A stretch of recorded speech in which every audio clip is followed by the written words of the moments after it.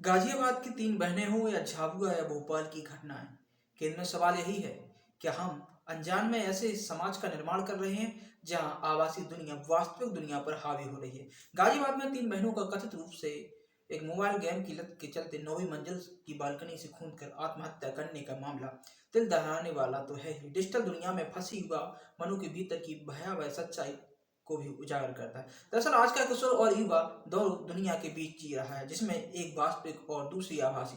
Gaming और social media मनोरंजन और जुड़ाव के साधन पर जब यही साधन पहचान और भावात्मक सहारे का एकमात्र स्रोत बन जाते हैं, तब खतरे की घंटी बजती है। गाजियाबाद की घटना प्रथम दृष्टया इसका यही नतीजा दिखती है कि अब तक मिली जानकारियां बताती हैं कि 12, 14 और 16 वर्ष के तीन किशोरियों को एक मोबाइल गेम की लत थी। हालांकि पुलिस ने इसे खारिज किया है। पिता के मना करने पर उन्होंने कदम उठाया, जिसकी पुष्टि उनके सुसाइड नोट में भी होती है।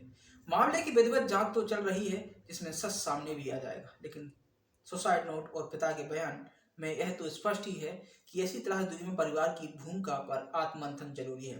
अधिकांश परिवार आज ही बच्चों के डिजिटल व्यवहार को या पूरी तरह से नजरअंदाज करते हैं या फिर अचानक सख्ती से नियंत्रण करने की कोशिश करने लगते हैं। दोनों ही परिस्थितियां ठीक नहीं है। हालांकि समस्या सिर्फ यही तक सीमित नहीं है। गाजियाबाद की घटना वास्तव में उस व्यापक सामाजिक संकट का हिस्सा है जिसे ऑनलाइन गेम्स, सोशल मीडिया या रील्स की लत इंसानी रिश्ते, संवेदनाओं और जीवन मूल्यों पर हावी होती जा रही है। कुछ ही दिन पहले मध्य प्रदेश के झाबुआ में एक पत्नी ने अपने पति की हत्या कर दी, इसलिए क्योंकि वो उसे रील्स बनाने से रोकता था। यही नहीं, हाल में ही भोपाल में एक 14 वर्षीय छात्र ने मोबाइल गेम की लत के चलते फांसी लगा ली थी। इस तरह के संकट परिवारों के लिए आईना है।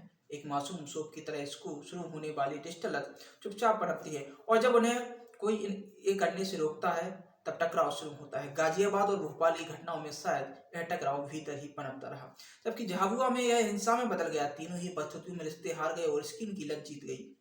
गाजियाबाद की बहनें हो या झाबुआ या भोपाल की घटनाएं, केंद्र में सवाल यही है कि क्या हम अनजान में ऐसे समाज का निर्माण कर रहे हैं जहां आभासी दुनिया वास्तविक दुनिया पर हावी हो रही है।